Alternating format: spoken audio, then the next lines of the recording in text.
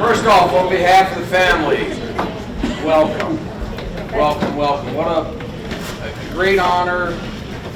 I don't know how many of you have experienced going to funerals and say the only time I run into you is at a funeral, the only time, and we keep saying we're going to get together. We need to get together, let's have a party, let's have a, man, what better opportunity today than to honor Mom. And it's such a, you know, of course I'm biased, but there's not a more deserving person. And what a wonderful turnout here today. I want to do some quick introductions so you know who everybody is. I'm Dave, Mom's oldest son. Brother Mike, stand up Mike. And the looks of the family is Susan. Susan, please stand up. Grandma has, well, Mom has 7 grandchildren, starting with Cody. Stand up, Cody. Then there's Lauren. Stand up, Lauren. Then there's Susan's daughter, Taylor. My twins, Kaylee and Cassidy. Mike's son, Michael John. And Sue's son, Ryan. So this is the clan. And we are so thankful, though, to be honored with other families. So my dad, excuse me. Oh, wives, I'm sorry. Almost. Actually, bad. So my wife, Kathy. Mike's wife, Jennifer. Yeah, Jennifer. And last but not least, my brother from another mother, Rich Sedgwick. Yeah. My dad has a sister. She's 101. She'll be 101 years old on Wednesday. And some of her family's here. Flew on from Arizona. It's such a blessing to have you guys here. Stand up. Stand up. Stand up, Brian. Stand up.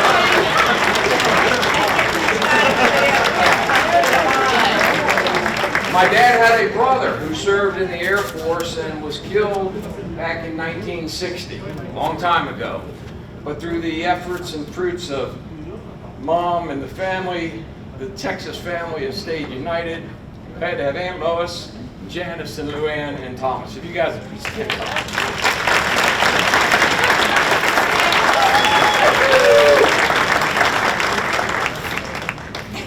Mom was the only child. And her mother was an only child, so on her side of the family, she has a rather small family, but very happy to have the Cook family. The Cooks from right here in Cedarville. I know Albert and Ronnie, and you guys, appreciate having you guys here. They're in the back. We had a little get together last night. It was nice to have all of Dad's family and Mom's close family, so I was glad to have you guys here today. Then that Mom has touched a lot of people or has had a lot of interactions. We have a lot of church family, Emmanuel, Brookfield, and so on and so forth. A lot of you folks are here today. Firehouse friends, Farm Bureau friends. We're lucky to have Phil Miller, our current president of Prince George's County Farm Bureau, and his lovely wife, Shelley, sitting at our table. Farm Bureau, as I'll talk about later, is very important to Mom. Our R&D Cross family, our employees. I see lots of ex-employees, current employees. We are so fortunate. We have a family that support us in our business, and glad to have every one of you guys here today. School's classmates. Mom graduated from Gwynn Park in 1962, and I see Danny Dyer, and I see there's several. Stand up. Yeah, all of our classmates. If you please stand up.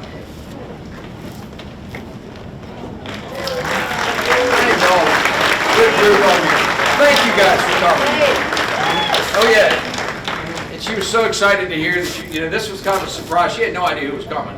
So when she heard her classmates were coming, she was very excited. And then just around the community, I look around, golly day, there's so many friends, customers, and it's just a warm feeling to honor you. So I want everybody to please take their glass. Cheers to 80 years.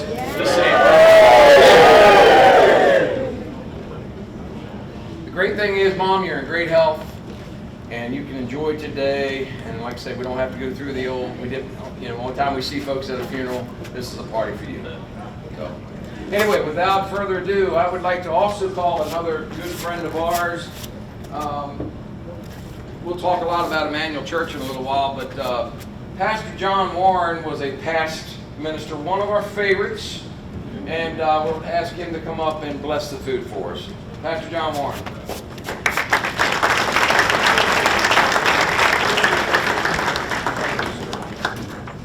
First, I said earlier, I wouldn't miss it for the world.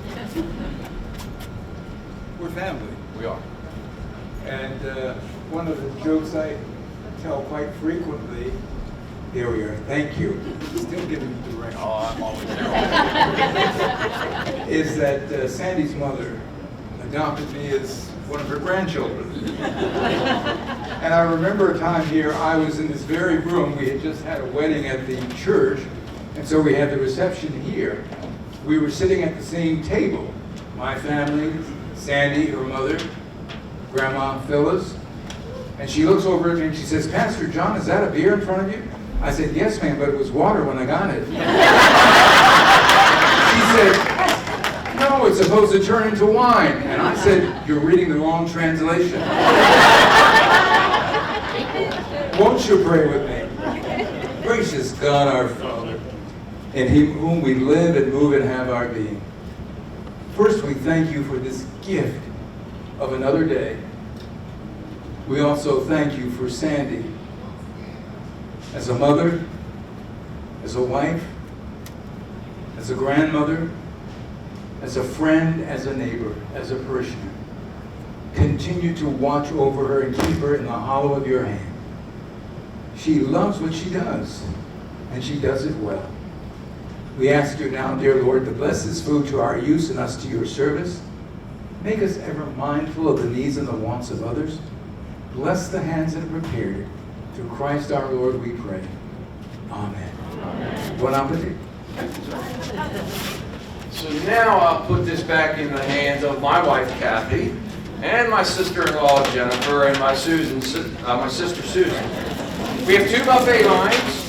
As they come and call your table, feel free to use both sides so we can get through this pretty quick. The bar remains open with margaritas. Please enjoy yourselves. We'll gather back in about 30 or 40 minutes. Not only did Barbara, she keeps me straight to business, but she oversees and helps Mom with so much of her stuff. I just want to make sure you two ladies knew how much you mean to us, and glad to have you here. We put on a great meal. Mill-Off Catering.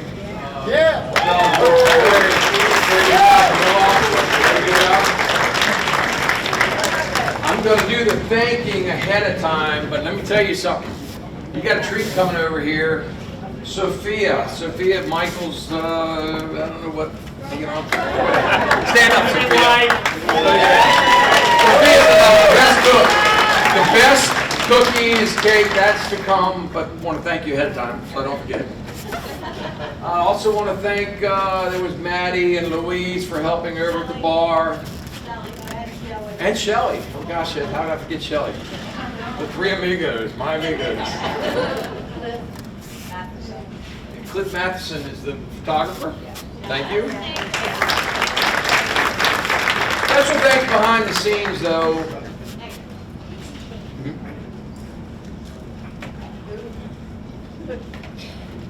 They should have told you. I don't know. Should have told me ahead of time. Should have. So I don't lose my train of thought, though. Jennifer, Susan, Kathy, and Cody. The four of them did so much. There's so much to put together something like this, and I just want to make sure you guys did a phenomenal job. And then the family came in, and with all the pictures and stuff on the back, Linda and Marla and Luann and all you folks. The twins helped set it up, Kayla and Cassidy, and so so much, I'm sure I'm forgetting somebody, but I want to make sure we cover as much as I can. Who am I forgetting? Robin Hill. Oh, Robin Hill. Good Lord, I have to give Robin Hill the wine. The great wine at the bar from Robin Hill. The one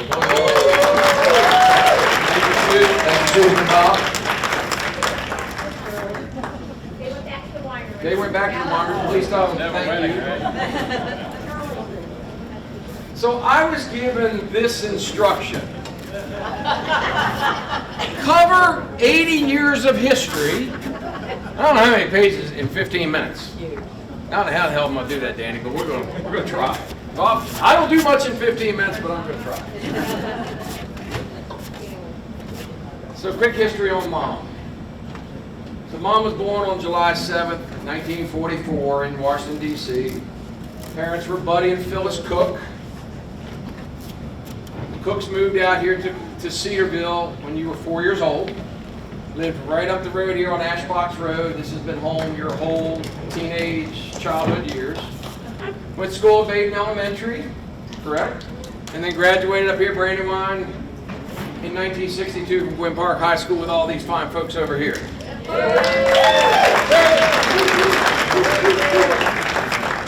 So the first organization that Mom really got involved with, arguably is the most important one, was the church. Mom became a member of Emmanuel Methodist Church right down the road here when she was 12. That had been 1956. I doubt there's a committee or an organization in that church that she hasn't somewhat served on one way or the other.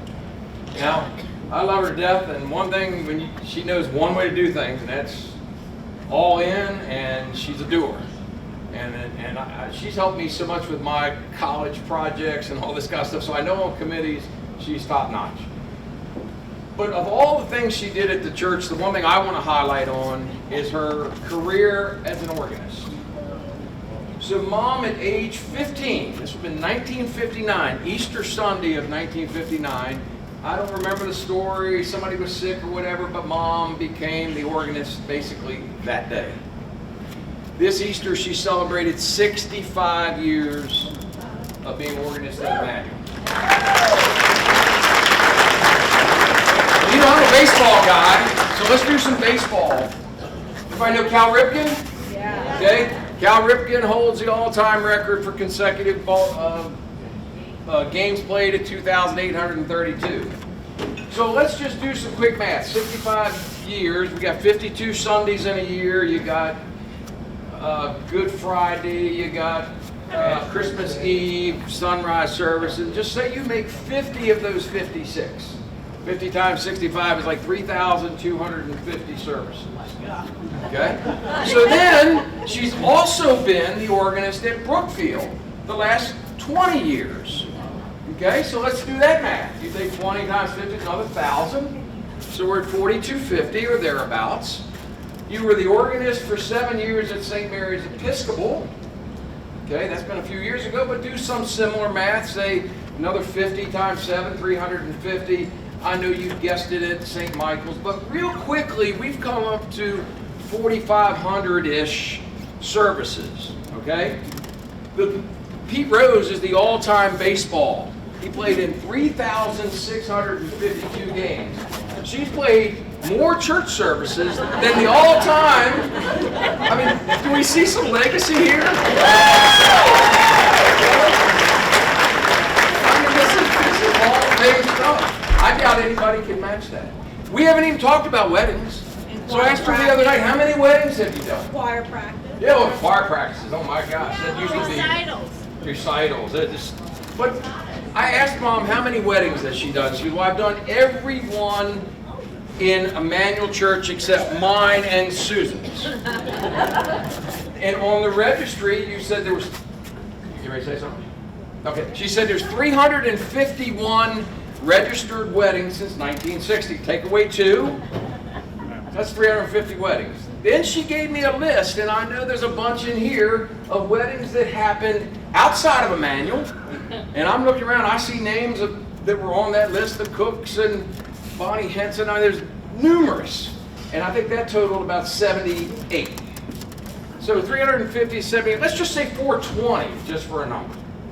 So add the 420 to the 4,500. I asked her how many funerals, and she says, I haven't kept up with that, but probably for every wedding I've done at least a funeral. I can safely use my numbers because I'm talking and say she's at roughly 5,500 services. Wedding, it's a commitment that, quite frankly, we take for granted sometimes. We take for granted she's going to be on behind the, she'll be at the organ, and I've been over, especially the last few years, trying to keep up with her. She leaves the house on Sunday mornings about 8:15, runs down to Brookfield, gets there at 8:30, unpacks, and she's a little slow moving with the walker. Gets into church, does the 9 o'clock service, comes home, freshens up real quick, and then runs down to Emmanuel and does the 11 o'clock service. So from 8:15 to 1 o'clock, she is engulfed in this dedicated commitment church organist. And it's until you've experienced it and you really put in perspective that commitment, and you've got a legacy that is untouched. Unbelievable.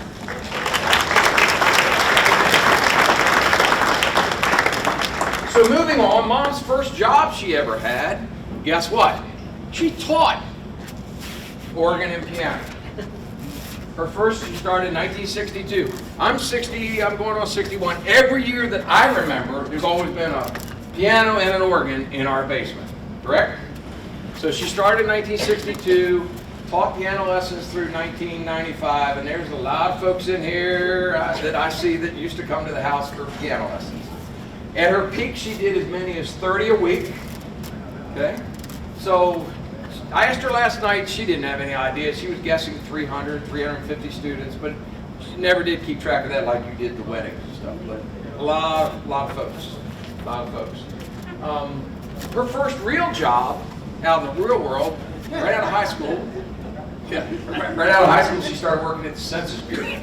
And she worked there from July of 1962 till September of 63 when she left on maternity leave for me. Thank you, Mom. She didn't go back to work after that. She became basically a homemaker. She still taught piano. She still had all of her church duties. And I was born in 63. Mike was born in 67. Susan was born in 71. And that was pretty well your life. Raise 3 children, handle the church, teach piano.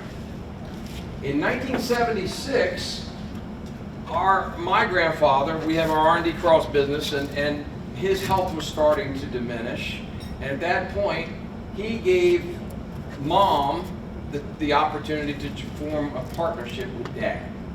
So in 1976, R&D Cross became an incorporated business, Sandy and David. And so that's when the business started to grow a little bit.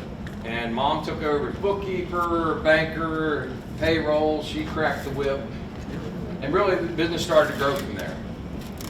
In the late 70s and early 80s, she also had a love that most of you don't know about, love for history. She started doing county historic work and genealogy work. And she's had 7 publications: Emmanuel Church, Brookfield Church, the Lusby family, the Cook family, and there's 3 others, I don't remember what they were, but all based on genealogy work and cemetery review. So I know she's credited with 7 publications. The Historical Society has her credited for 14 research projects. I can remember as a child, we'd go out to cemeteries and have to wipe down the tombstones so she could get the information off. Then she would go to the courthouse and do reviewing or whatever she did and put together the genealogy. And one of the projects she did, there was a kid that was trying to become an Eagle Scout, and Mom sponsored him. There's a little graveyard across from Brookfield Church at the corner of Candy Hill and Croom, back in the woods. And the kid was responsible for cleaning it out, and Mom oversaw the research and tracing that whole cemetery back to its origin. And it took about a year. The kid got his Eagle Scout, and Mom stayed right on it. She's, like I said, she was a doer and got it done. And that was one of her 14 projects. So, You know, it was a love that she had. Then in 1989, all this historical stuff started coming together. She was honored by the Historical Society with an award called the St. Andrew's Day Award, which was for your dedication. St. George's, I knew I'd get it wrong. St. George's Day Award for your dedication and for the historic preservation and culture of PG County. Also in 1995, then County Executive Wayne Curry honored you as 1995 Prince Georgian of the Year, again for your dedication and culture, or dedication and to the culture of Prince George's County. If I remember the story right, then, about 1987, with all of this genealogy stuff, Mom took a job with Prince George's County Historical Society and really loved it. Worked there from 1987. In 1999, most of you may remember, my dad got really sick. And Mom basically just said, that's it, family comes first. She quit and came home to take care of Dad. And thank goodness he survived it. She never went back to work. But loved it and still keeps in touch. Excuse me? But my boss is Your here. boss is here tonight. Yes, that's awesome. My coworker. Yes, I saw it. Howard, right there, yes. Glad to have you. In the late 70s, Mom became involved with Farm Bureau. Okay, and it tied in with our R&D cross business, and you know, we were still farming at the time. And if I get my dates right, 1983, I think you were elected to the board of directors and served for 36 years on Prince George's County Prince George's County Farm Bureau on the board of directors. You were also, at some point, she chaired the Women's Committee. And two big things that I remember about this. Number one, you were always in charge of the Farm Bureau Farm Queen contest. And we had some recipients. I remember Susan Watson, and I don't remember all the names, Brenda Garner, Haiti Kerner. There was many that you promoted, and then they would win and go on to the states. But probably her biggest achievement, the women got together with the fire department and the University of Maryland, and they put on out here in the parking lot a mock farm accident, okay? And they basically invited the community to come for prevention and for, the awareness, and they basically put on these mock accidents, like they didn't wear a seatbelt, or farmer didn't wear gloves and got burned, or they cut themselves. And I don't remember all, but there were hundreds of people here. And it brought light to the fire department that A, they could handle it, and B, that the Farm Bureau was trying to create awareness with the farmers that these little things could happen, and then when they did, awareness to try to avoid in the future. So that was a big, big, big project that the Farm Bureau did here, and it was good stuff. Last year, the Farm Bureau, through help of Phil Miller and Jennifer, my sister-in-law, big, big advocate with Farm Bureau, we got this call that Farm Bureau was honoring our mother. So they had their state convention once a year. Last year was in Cambridge, and she was honored with the 2023 Farm Bureau Agri-Woman of the Year. That's what it was. Agri-Woman of the Year.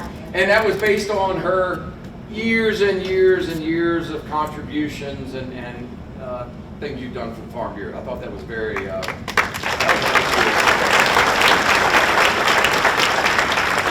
Another honor that Mom and Dad had on the farm. If you've ever been to our place, we had an erosion problem. It's actually, for our kids' sake, it's down behind our house. When the road became paved, a lot of water would run down, and our field was eroding. And they had a share program, a grant program, that Mom did most of the work for behind the scenes. Dad found the contractors. But in working with soil conservation, they came in and fixed it. And it was a very expensive, very extensive fix. Still needs fixing again today, but 20 years ago, this was a big deal. So in 2009, after the completion of this project, Mom and Dad were honored by Soil Conservation with their Cooperator of the Year Award, which was a very prestigious, based on that project they did on the farm. Last but not least, the last big award I wanted to at least talk about was in 2020, maybe one of the nicest awards our family ever received. And I look around, I see Watsons and others that have received this. Governor Hogan, their farm group honored Mom and our family and inducted us in the Agricultural Hall of Fame for the state of Maryland. And it was quite an honor, and it came with Mom's name on it, with all the work you've done and representing us, and it was a really big deal to our family. And every year they have a yearly where they honor somebody throughout the state. So just nice to have 2 or 3 from this area. We're probably the most well represented area, but it was just a nice honor for our family.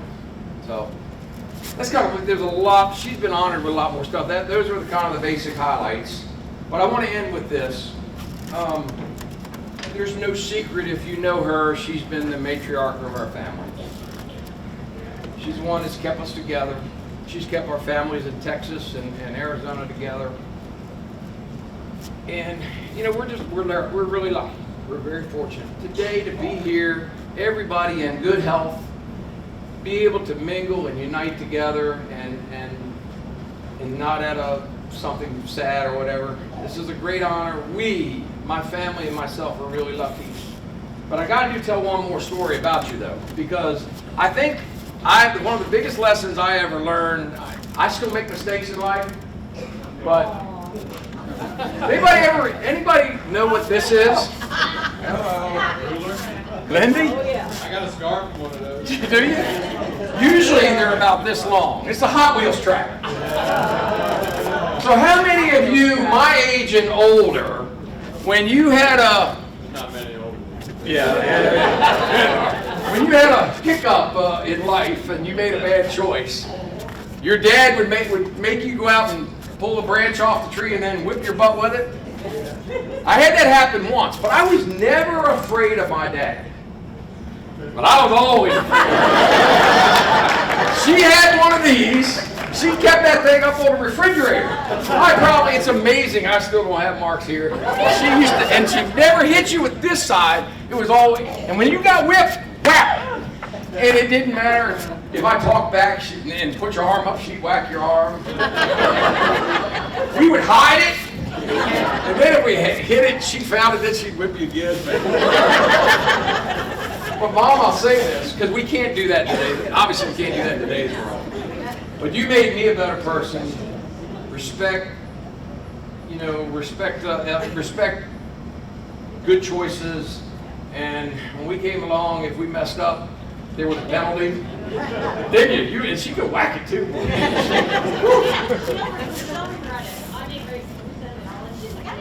Oh, yes, she did. I don't think Mike ever got hit, but I sure did. But anyway. But because of this, I think I'm a better person today, so thank you. So in closing, look, everybody here, yes. Why is it that the person doing the whacking would say, this is going to hurt me more than it you? Oh, she did too. She did too. When she was mad, there wasn't much, if I messed up, there wasn't a whole lot of reconciling at that point. But she made me a better person. But anyway, I'm going to close with this. I'm going to speak for Mike and Susan. We all love you. We are blessed to have you here today. You have a whole room of friends and family that have come, and and I'm really grateful for all of you that have come. It's a great showing, and hopefully you'll get to enjoy the rest of your day. We love you, Mom.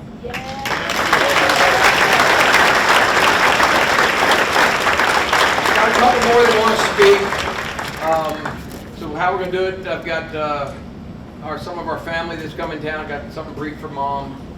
Then you get a surprise from your son-in-law, and then we're going to have you come over, take pictures, and have dessert. So at this point, I'd like to call my cousin from Texas, Janice Scanlon, up.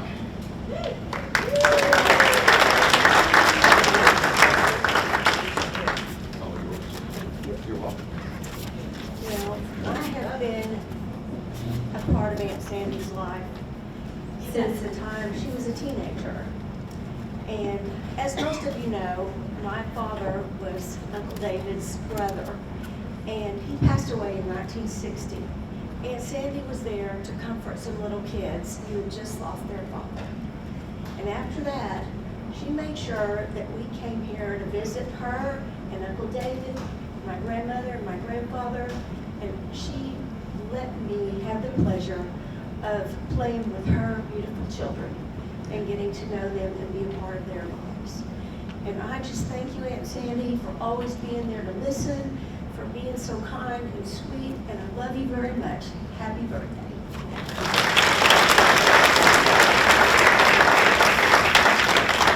All right, then from Texas, we've gone from Texas to Arizona now, cousin Linda.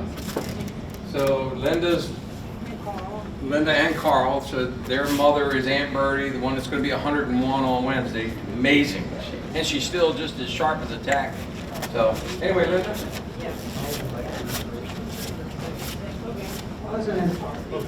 Yeah. My brother, he has a twin, Kurt, and Kurt and I worked together in the office, and we were looking for some old tax documents, and I ran into a stack of papers this tall called Dad's Poems, and I said, uh-oh, gotta find a Dad's poem, and I found a poem for Aunt Sandy that Dad wrote for your 50th birthday. Oh, wow. And I am going to read that, and I didn't hardly change anything. Carl modified a little poem, and the other poem that Dad wrote, and I think Dad would approve of what Carl did for you. I can hold this. Okay. So this was for Aunt Sandy's 50th birthday, and he called it Sandy's Nifty 50 by Joe Decker. Get prepared. Okay, Aunt Sandy. Sandy is the one who gets things done, even if she's on the run. She's heaven sent, a president, and mostly lots of fun. 50 years went by, oh my, how they fly, and now she's the big 5-0. So what could be better than a poetic letter from her brother-in-law, Joe? This is the season to be teasing, but with Joe, it's all year long. It sure takes time to make up a rhyme, but with Sandy, I can't go wrong. I'm gonna try, I love you, that's why, to put some words to a tune. So we're gonna sing like crazy to Daisy, Daisy, and hug everyone in the room. This is from Dad, so we're gonna sing, I'm gonna sing. Davy, Michael, Susan included too. David is the hubby, they're all in love with you. It really is a good marriage, and you have a very nice carriage. Forget the seat, just give us a treat, and share your love, that's true. Nifty 50, you get here way too soon. Time moves swiftly, fragile like a balloon. I hope no one is tardy to Sandy's birthday party. I'll throw you a kiss, I'm sure you won't miss. Happy birthday to an old tune. Okay, almost done here. Second page. That's where you came in. Now everyone please give Sandy a squeeze and say that's for Bertie and Joe. Although we're not there to get in her hair, be our proxy and give it a go. Having gone this far, you've earned a star. Look, it's Grant on a bill. Take the 50 and do something nifty. Who cares if you're over the hill? Your ever-loving Joe and Bertie. So that's for you. About 30 years ago. So I've got Carl here for another update.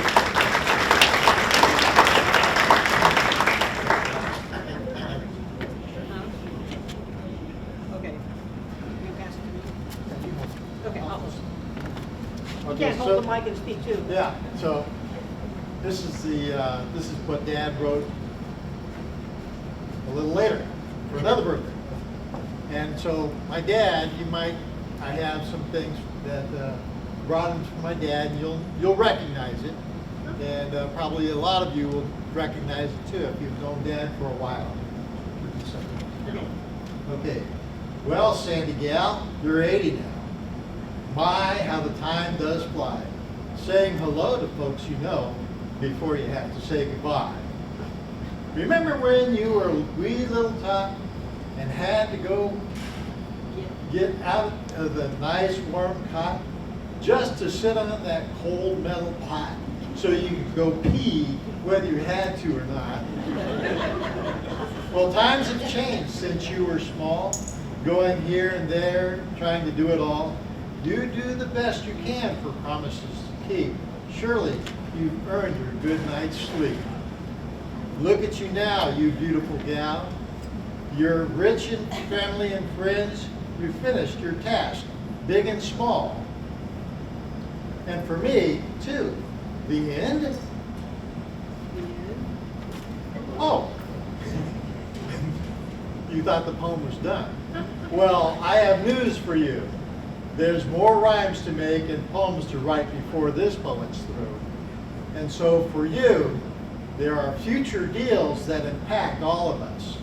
We need a watchful hand on the wheel to drive this family bus.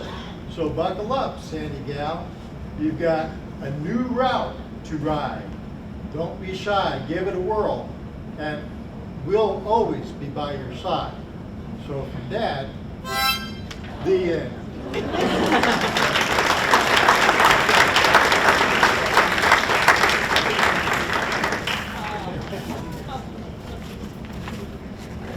All right, Rich. Come on up here, Rich.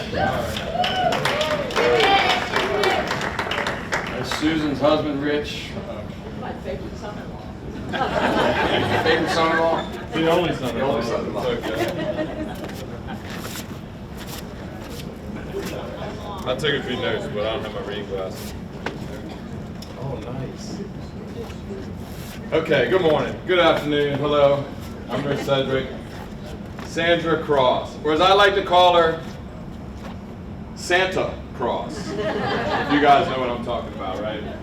So, when they asked me to come up here and talk, I was really gonna be super nice to my mother-in-law, but she would hate that, really. Just kidding. So when I first came around, I think I was 17 when I showed up at the farm, and I'm not sure what Sandra Claus thought of me, because I was in a 56 Chevy, right? You could hear from 2 miles away. I think I was wearing an Adidas sweatsuit, because that was the jam back then. I had an earring. I had a pager, right? Ow. Hold on. I still have a pager. Actually, it's the bank. Thanks for transferring me that money. I appreciate it. I saved it all these years. It's because I was a doctor, though. I mean, they thought I was up to something no good. I was actually a doctor at 18 years old. But, you know, having said all that, of course, I knew Old Dude was a fan right away, right? Because he didn't even want to talk to me. He just wanted to look at my car. So I'm like, we got this made. But I'm not sure. Yeah, Old Dude. Well, Old Dude was my buddy. So anybody who doesn't like that name, I'm sorry, because I think I invented it. But Old Dude and I spent a lot of time together. But David, yes. You don't know him as Old Dude? I thought that was what everybody knew him as. That's all my kids know him as, anyway. But anyways, I was reflecting back on what I would say today about Santa Claus. The word generous really popped into my head. And, you know, when you think of generous, there is the financial side of generous. And obviously, Sandy and Old Dude have been very generous to me over the years, obviously. But it's more than that, really. As you heard Davey talk, and speaking of Davey, look, I gotta tell a story about Davey. So the last time I was in this building listening to Davey talk was my wedding. 30 years ago. Raise your hand if you were at my wedding. There were a few of you, yeah. For the rest of you, I'm sorry, I just don't like you. But Davey's speech at my wedding was longer than the speech he just gave. The toast. Yeah, I fell asleep during the toast. He told a few basketball stories. Of course, I'd had some liquid courage because it was my wedding day, so it may have seemed longer than it was. But I think we went back and watched the tape. I think it was 18 minutes. No lie. Am I right? I don't know if it's love or what, but he talked about 18 minutes about my wife and didn't say one thing about me. So. I don't know what that actually means. But anyway, where was I going with this? So anyway, the Crosses have been extremely generous to me. I was a kid from Fort Washington, like I said, with an earring. Only in the left ear or the right. I don't even remember what ear it was in. I had one earring. I was cool. My hair was kind of long because I could grow hair back then. That was good too. And they really took me in and just sort of from day one made me part of their family, which is very rare. I think for people. I'm very fortunate. I kind of have two families. But when I reflect back on my Cross family. And yes, some people have actually called me Richard Cross over the years. It kind of hurts, actually. Or Susan's husband. I get that a lot. Oh, you're Susan's husband. Yeah, that's me. Okay. But they're very generous with, first of all, they gave me a job when I was 17, right? Working at the old feed store, which, for a kid from Fort Washington, I didn't know that corn back then came in 100-pound bags. That was an eye-opening experience. And I'm like, what do you want me to do with that? And Davey was like, pick it up. I'm like, it weighs more than I do. I'm like, okay, we'll try. And, then I went away to school, then I came back, and, they kept me as part of the business. Then eventually, they gave me my own store. So, they didn't tell me it was being Upper Marlboro, but that's okay. No, I'm just kidding.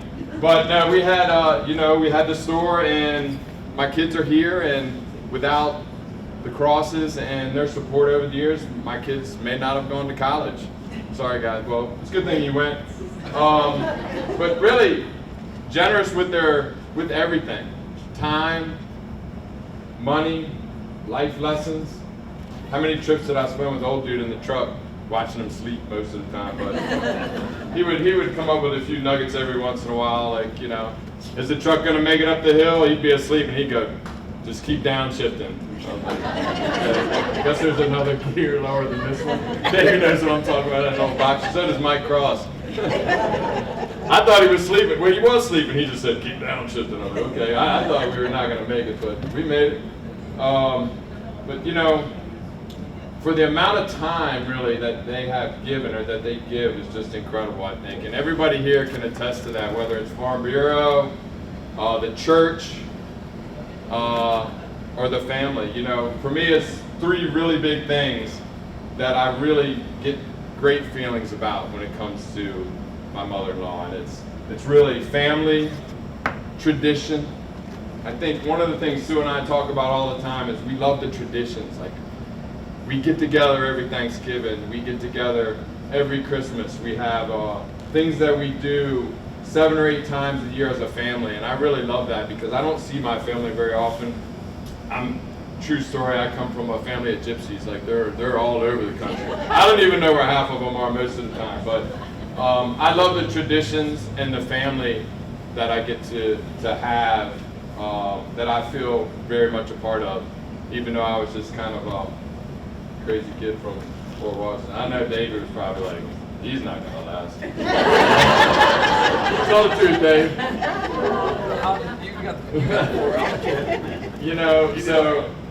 Family, tradition, and support. I think support's the last thing.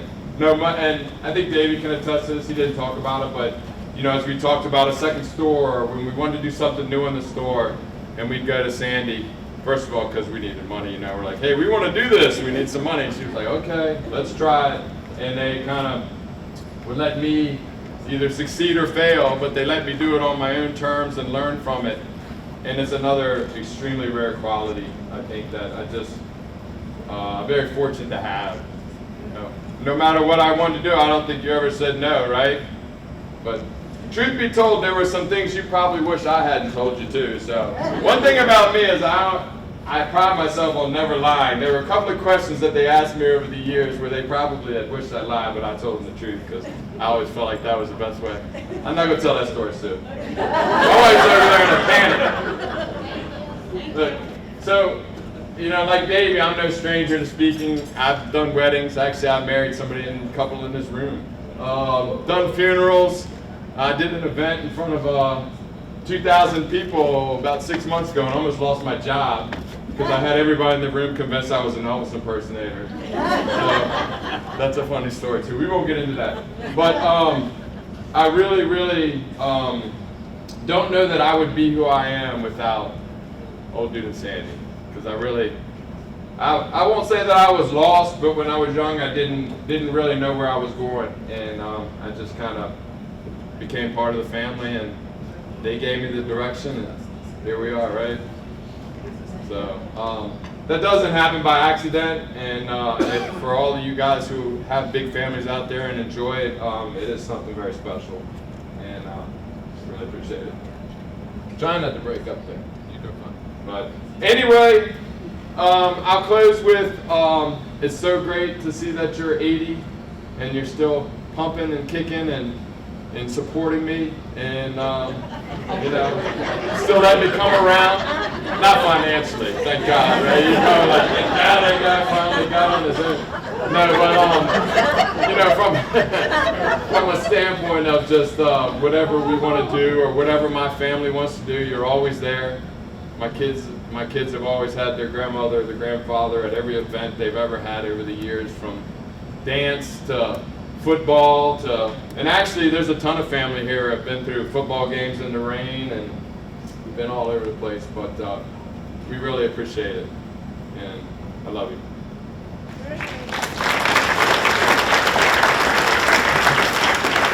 Yeah, I'll say he's cute. So that's the end of our program that we're going to do. Do you have anything you want to say?